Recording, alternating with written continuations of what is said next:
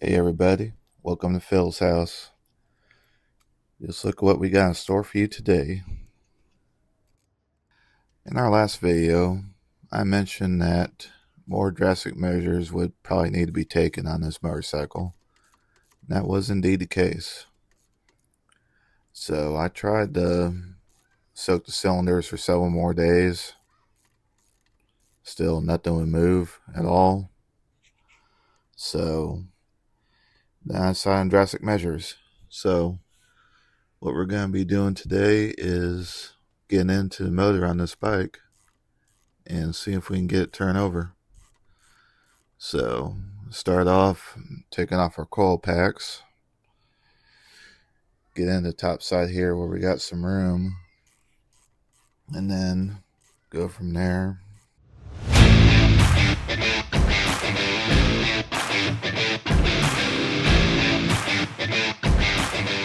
Got this cool little parts tray from Harbor Freight.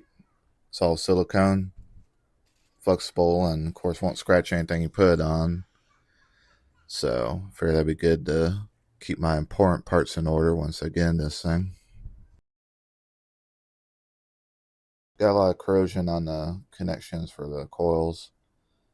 Make sure to clean that off for reassembly later. I really didn't want to get into the motor on this bike, but kind of is what it is. We're going to see if we can figure out what's going on with it. Got a few tricks to try. Figure it's worth a shot. It's here. Might as well do it. See what we got. Gonna be using basic hand tools for this whole project. I'm not a huge user of impacts anyway, but a motorcycle like this isn't really torqued down very much on anything.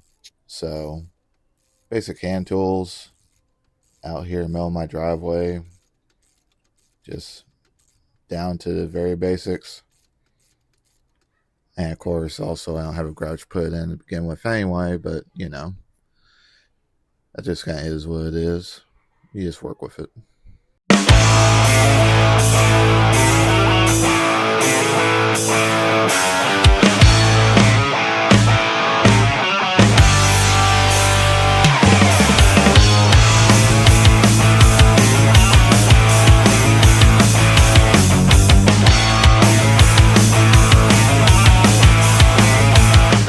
Next step, we'll go ahead and get the oil cooling system off, which these old Suzukis were kind of interesting in that way. They're oil cooled. There's no radiator or anything like that, but also don't run as hot as air cooled engine, as you at least do have some means of cooling it down with the oil cooling.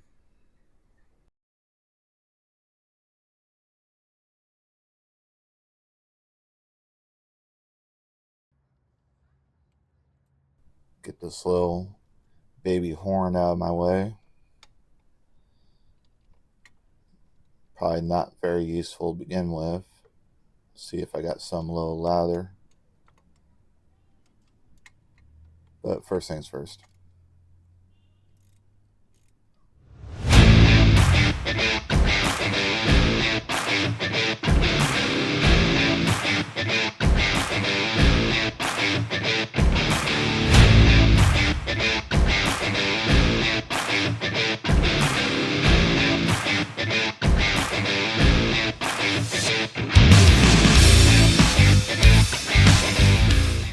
Now that that's out of the way comes my favorite part, exhaust systems. I have had some struggles with broken exhaust bolts over my years. Therefore, you use a hell out of penetrating lube, hope for the best. Because there is this one guy that had a exhaust to break off on him, and he lived in a second story apartment with a plug-in drill, and he found himself taking the motor out of that bike, carrying it upstairs onto his balcony so that he had power to drill out his old exhaust remnants. And that fella might have been me, and it was not fun. Therefore, I take extreme care with these stupid exhaust bolts. Fortunately, on this bike, they appear to be popping off just fine. So that is one big headache I don't have to deal with.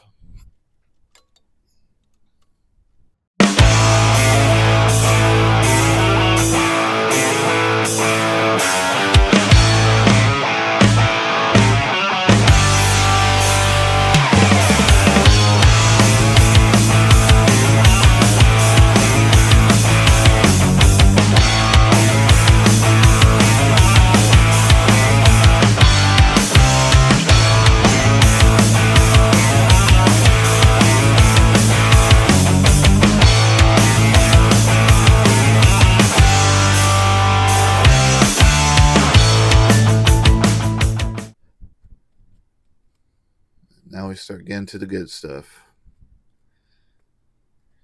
Little tip here. If you need a breaker bar and a hex key, just take a small socket, deep well, some no grip hole of it, stick it on there. Works great as a little mini breaker bar for a hex key. It'll definitely save you in a pinch like this one where everything's real tight. Keep working on getting this valve cover off. Apparently, if service manual states that everything has to come off from the outside in when disassembling and then reassemble inside out. Probably doesn't really matter, but where we can do to prevent issues in the future, we'll definitely go ahead and do that.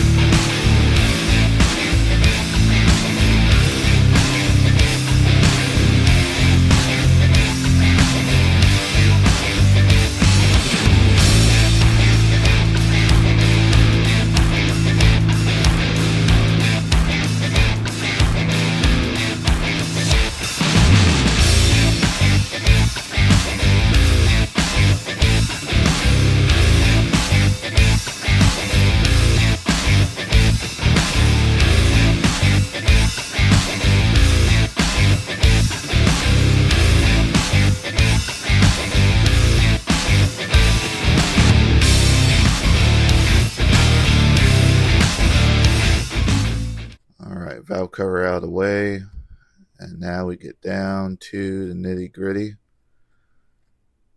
Got our intake and exhaust cam. Need to go ahead and mark all our caps. All I have right now is a paint marker, so it's pretty sloppy.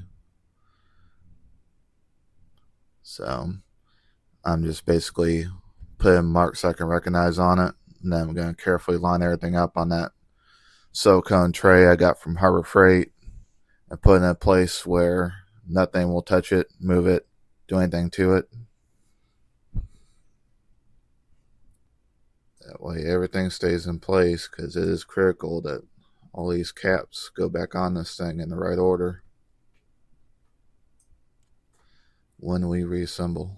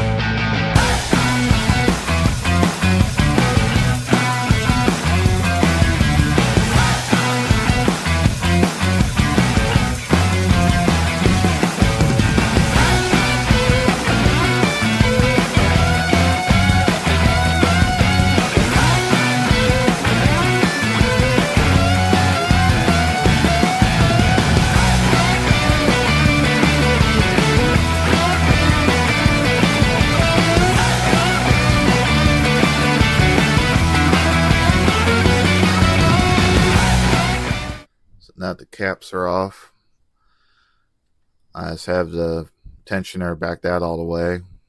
That gives us enough slack with the chain to pull that cam right out. No fuss. So we'll set that also in a safe location, and then spray it down later with PB Blaster, just help keep it from rusting. Because you introduce that stuff to atmosphere, it'll start surface rust within a few hours probably, if you don't keep some kind of lubricant on it.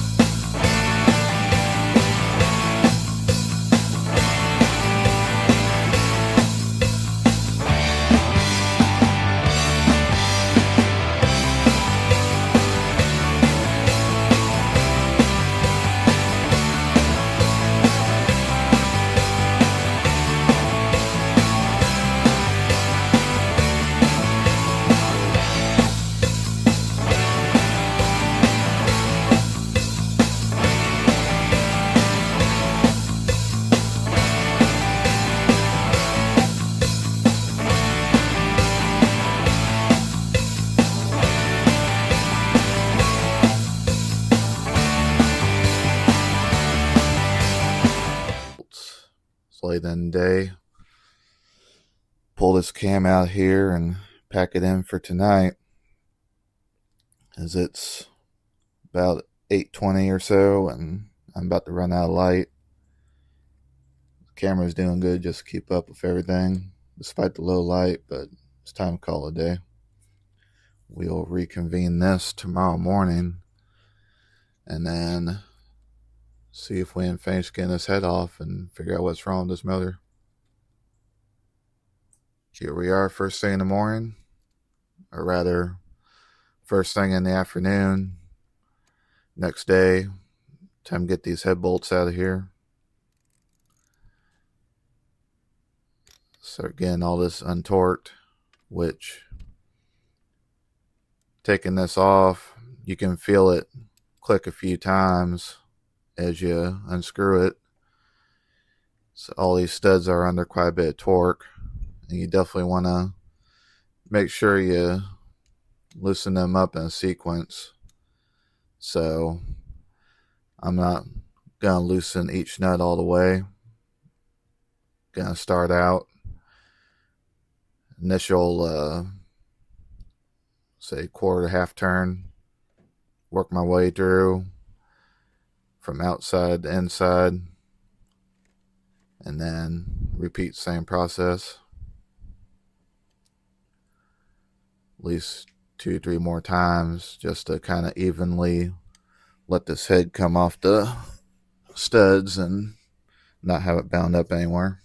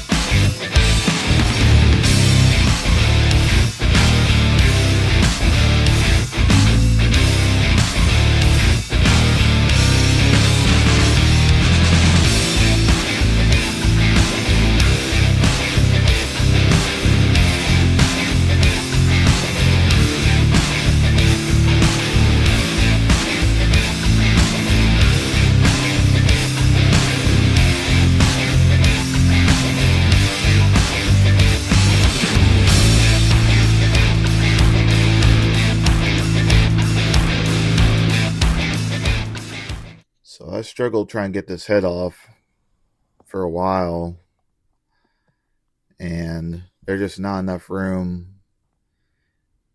up in the top of that frame to get the head out. So I'm going to need to pull out my motor mounts and also loosen up 2 frame mounts in the back and see if I can get this motor to come down a little bit to where I have room to get the head off it.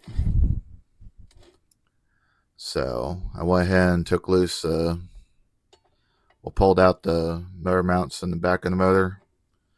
Got 2 long bolts run through to the frame, and then you have the lower frame section also, which I pulled 4 bolts out of it, and then 4 bolts out of the upper frame section. That way we can get this motorcycle jack up underneath here. The engine case is kind of weird, so you just kind of have to grab it best spot you can to support most of the weight of it, in theory, because you don't know really what it's going to do until you get jack up underneath it and take everything loose and start bringing it down. So just take your best guess at how the weight's going to be balanced.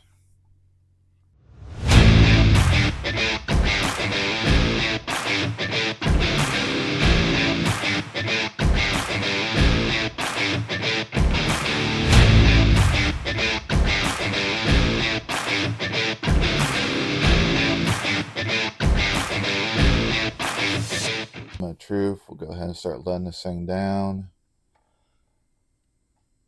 See how it reacts. See if we can get enough room in here. Pull this head off.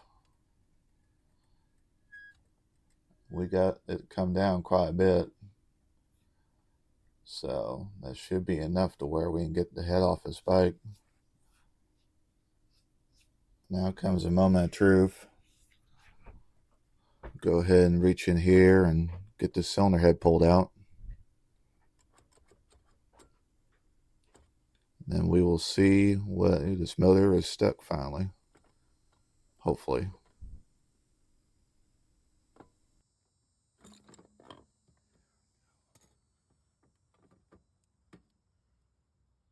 That out of the way. What we have is going to be, well, as you can see, I still got the mystery oil pulled up in 2 cylinders, and then it's already drained out of the other 2 cylinders.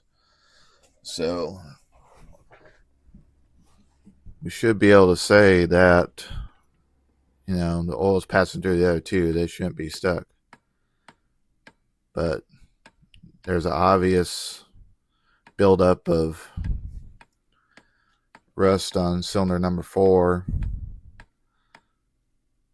And of course 3 sealed up pretty good. So took a one baluster cut off and then took them out on the other end. Start beating the hell out of it.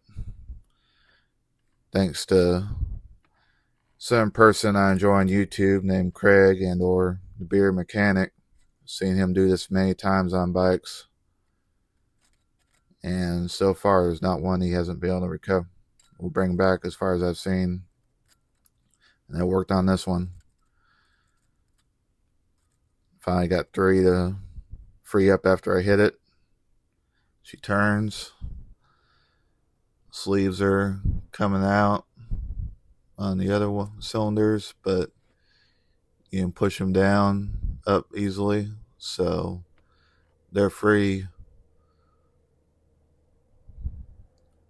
And then now we know this motor is viable now.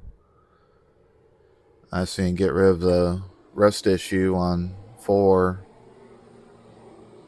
which I went ahead and found a whole nother cylinder to put on, a whole nother set of cylinders put on it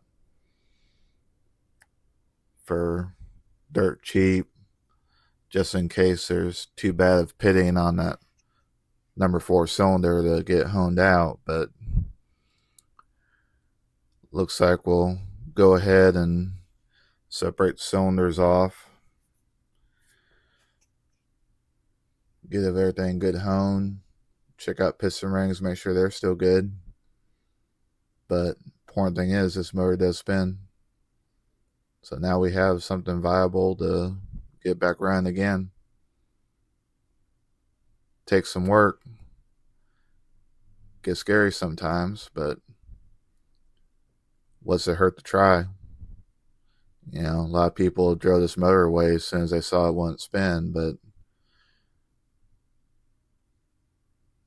there's a lot that can be done to bring that motor back around. You just have to be patient with it. Just dig into it. Don't be scared. And then see what the situation is. You know, if you get into it and it looks like it's been on the bottom of a lake for 25 years, and that's one thing, but a little bit of rust, a few stuck rings, that ain't a big deal. So now I get to order some parts, get a gasket set, and then start looking into what we need to do for reassembly now. Get a copy of factory service manual, get all my torque specs, get things ready, because this bike might just be a runner yet. So thank you all for coming and join my journey. Be sure to like and subscribe, and we will be putting out another video on my next steps here shortly. Thank you for watching Phil's House. We'll see y'all later.